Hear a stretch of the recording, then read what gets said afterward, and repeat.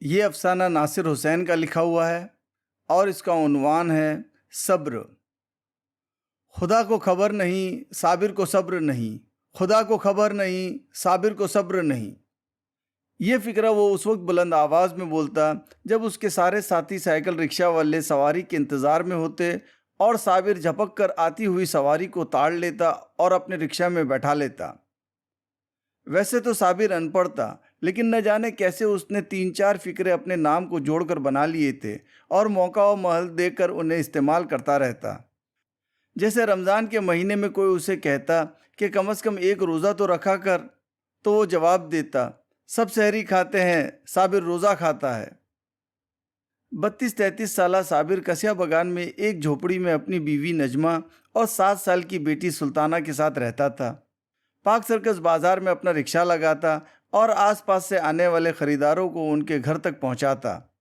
ज़्यादातर सवारियों के घर भी उसे मालूम थे और उनका किराया भी तय था। अमूमन 25-30 रुपये से ज़्यादा की सवारी नहीं होती थी, लिहाजा 150 से 200 रुपये वो दिन भर में कमा लेता था। साबिर खुद भले ही अनपढ़ था, लेकिन उसे अपनी सुल्ताना को पढ़ाने का बहुत शौक़ था। ये शौक़ शायद उन डॉक्टरों, इंजीनियरों, वकीलों को देखकर पैदा हुआ होगा जो उसके रिक्शा में सवार होते थे। चूँकि वो बहुत खुश मिजाज, मिलनसार और बातूनी बंदा था, इसलिए जो कोई उसके रिक्शा पर सवार होता उससे कुछ न कुछ बातें करता और वो भी मौका देखकर अपने दिल और दिमाग में बसे हुए सवाल पूछ लेता। जैसे डॉक्टर साहिबा से उसने जान लिया था कि डॉक्टर बनने के लिए पहले स्कूल से सेकेंडरी, फिर हायर सेकेंडरी पास करना होता है, फिर मुकाबले इम्तिहान में अच्छा रैंक लाना होता है और उसके बाद मेडिकल कॉलेज में दाखिला मिलता है और फिर मेडिकल कॉलेज से पास करने के बाद डॉक्टर बनते हैं। इसी तरह से उसने कैसे वकील बनते हैं ये एडवोकेट खान से पता कर लिया और सीए कैसे बनते हैं ये राय बाबू से जान लिया था। उसने अपनी सुल्ताना का नज़दीक के म्यूनिसिपल कॉरपोरेशन स्कूल में दाखिला करवा लिया था और उसी दिन से उसने अपने मन में उम्मीद बांध ली थी कि सुल्ताना को वो पढ़ा लिखा कर एक काबिल इंसान बनाएगा। वैसे तो साबिर में कोई ख़राब लत नहीं थी, पर सिर्फ शराब ही एक ऐसी चीज़ थी जिसके बगैर उसकी शाम मुकम्मल नहीं होती थी। उसकी बीवी उसे हर रोज़ समझाती बुझाती कि ये आदत अच्छी नहीं, उससे उसकी सेहत पर बुरा असर पड़ेगा, पर वो एक कान से सुनता और दूसरे से निकाल देता। तावीज़, कुंडे, दरगाह, मज़ार हर मुमकिन राह आजमा ली थी, पर कोई फ़र्क नहीं पड़ा। कभी कभी वो उससे लड़ भी पड़ती और कहती कि इस तरह पीते रहे तो बहुत जल्द मर जाओगे और मुझे, बेवा और सुल्ताना को यतीम कर जाओगे।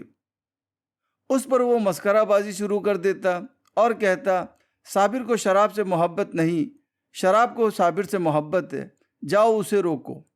और फिर दिन भर का थका हारा अपनी जगह पर जाकर सो जाता। रमज़ान के महीने की 26 तारीख थी। नजमा ने ईद के लिए अपनी बेटी सुल्ताना के लिए एक गुलाबी रंग का फ़राक खरीदने का इरादा किया और दोनों मिस्री गली को चल दिए। मिस्री गली में बच्चों के कपड़े काफ़ी किफ़ायती दामों में मिलते हैं। जब ख़रीदारी हो चुकी तो घर वापसी के लिए वो बस के लिए मेन रोड पर गई। रमज़ान का महीना और उस पर से शाम का वक्त, एक भी बस ऐसी नहीं आ रही थी जो इंसानों से लदी न हो। पैर तो दूर, तिल धरने तक की जगह न थी और ऊपर से बेशुमार लोग बस स्टॉप पर खाली बस के मुंतज़िर थे। कुछ अरसे बाद खाली सी दिखने वाली एक बस आकर रुकी तो लोगों का हुजूम उस पर टूट पड़ा।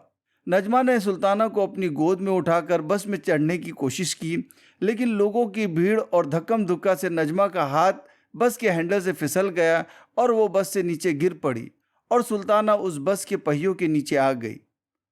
थोड़ा बहुत शोर शराबा हुआ, पर नतीजा वही हुआ जो हर गरीब के साथ होता है। उसे सरकारी अस्पताल ले जाया गया, जहां ब्रॉड डेड लिख कर सर्टिफिकेट दे दिया गया।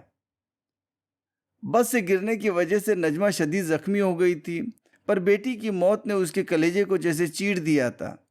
उसकी समझ में नहीं आ रहा था कि वो अब किस तरह ज़िंदगी बसर करेगी और साबिर को किस तरह सब्र आएगा। वो सुल्ताना को ज़िंदा न पाकर क्या कर सकता है, उस बात का वो तसव्वुर भी नहीं कर पा रही थी। जब साबिर को किसी ने इस बात की इत्तला दी तो वो पागलों की तरह भागा भागा अपने घर पहुंचा तो देखा कि उसकी मासूम बेटी की लाश फर्श पर रखी हुई है। वो दीवार का सहारा लेकर एक कोने में बैठ गया, मुंह बंद और दोनों आंखों में एक एक कतरा आंसू का जैसे मुंजमद था। उसकी बेटी के दफन के बाद भी वो उसी तरह एक कोने में बैठा रहा, न कुछ खाया पिया, न सोया, न किसी से एक लफ्ज़ बोला।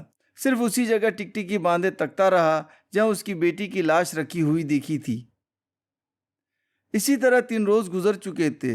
नजमा को तशवीश होने लगी। उसने बहुत समझाने की कोशिश की, कुछ खा लेने को कहा, पर वो बुत की तरह वहीं बैठा रहा। जहनी उलझन और जिस्मानी अजियत ने नजमा को निढाल कर दिया था। फिर एकदम नजमा को घबराहट सी होने लगी। वो दौड़कर साबिर के दोस्त के घर पर गई और उसे 50 रुपये देते हुए कहा कि मुझे एक बोतल शराब ला दो, जो साबिर पीता था। साबिर का दोस्त एकदम सख्ते में आ गया और कहने लगा, अरे भाभी, क्या बात कर रही हैं? ये आप कह रही हैं? नजमा ने नम आंखों और कांपते होठों से कहा, हाँ, ये मैं कह रही हूँ, क्योंकि आज सवाल उसके मर जाने का नहीं, बल्कि उसे जिंदा रखने का है। ये था नासिर हुसैन का लिखा हुआ अफसाना सब्र।